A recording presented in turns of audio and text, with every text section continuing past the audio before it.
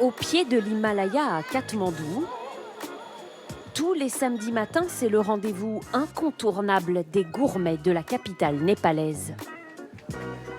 Un marché de producteurs locaux dans lequel François Driard tient l'un des stands les plus prisés. Vous voulez goûter quelque chose? Originaire de la région parisienne, ce Français installé au Népal depuis 15 ans vend ici du fromage.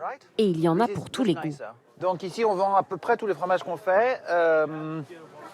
On a du mou, du dur, on a de la pâte filée, on a de la pâte persillée. On a des pâtes molles parce que c'est ce qui nous plaît beaucoup français.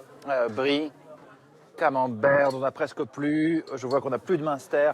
Des noms d'appellation françaises, mais ces fromages, François Driard les produit ici au Népal. On utilise des noms européens et français pour des principes d'identification, mais sinon, c'est des fromages qui de toute manière sont différents. C'est un terroir qui est différent. Ce qui est intéressant justement, c'est de voir ce qui appartient au terroir dans le goût d'un fromage et ce qui appartient à la méthode de fabrication. Pour ses clients, ces fromages sont l'assurance de retrouver un petit goût de France à plus de 7000 km de l'Hexagone. C'est génial de pouvoir trouver ces fromages ici. Ils sont très bien faits. On a l'impression d'être en France quand on en mange. C'est vraiment très bon. J'en avais entendu parler et je voulais goûter. Je vais sûrement en acheter. Ces fromages, François Driard les fabrique en montagne, dans l'Himalaya, à plus de 4000 mètres d'altitude. Pour se rendre sur le site de production, il faut rouler pendant 10 heures sur cette route qui mène jusqu'à l'Everest. Un paysage majestueux. Elle est belle la route. Diplômé d'une école de commerce et amoureux du Népal, François Driard s'est lancé dans le fromage, un peu par hasard. Quand je cherchais à m'installer ici, j'ai rencontré ce couple de Savoyards qui étaient amoureux du Népal, qui m'ont proposé de venir en alpage faire un stage d'apprentissage. Et grâce à eux, en fait, j'ai pu apprendre à faire mon premier fromage, qui était la tome dite de Savoie. Ici, on l'appellera juste tome.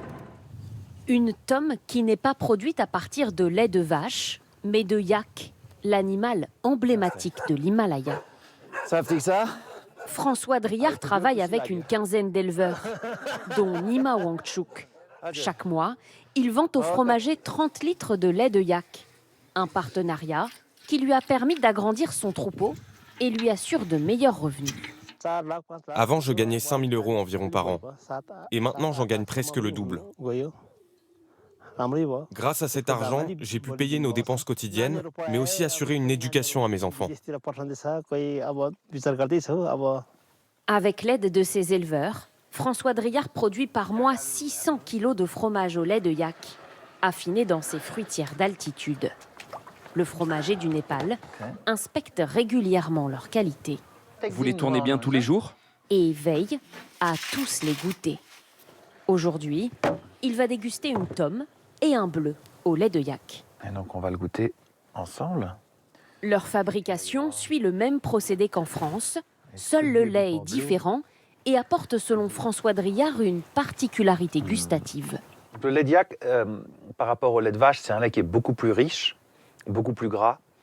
Et comme c'est un lait d'un animal qui est nourri uniquement d'herbes et de fleurs en alpage pendant ces 8 mois où on produit, c'est un lait qui représente vraiment ce terroir himalayen. Aujourd'hui, son fromage se retrouve sur les meilleures tables du pays. Ce restaurant français de la capitale a même cessé d'importer du reblochon, remplacé par du fromage de yak. Aujourd'hui, le chef l'utilise dans une tartiflette au shiitake et aux truffes. On est tellement heureux de trouver ce fromage au Népal, plutôt que de devoir l'importer de France. Et on ne fait aucun compromis sur la qualité, ni sur le goût. Et à table, les Français amateurs de fromage se régalent. C'est très bon. Le goût est un petit peu différent, peut-être un petit peu plus fort, mais c'est quand même un petit bout de France dans une assiette. Après le Népal, ces fromages ont déjà conquis la France. L'un d'entre eux a remporté une médaille d'or lors d'un prestigieux concours à Tours en 2019.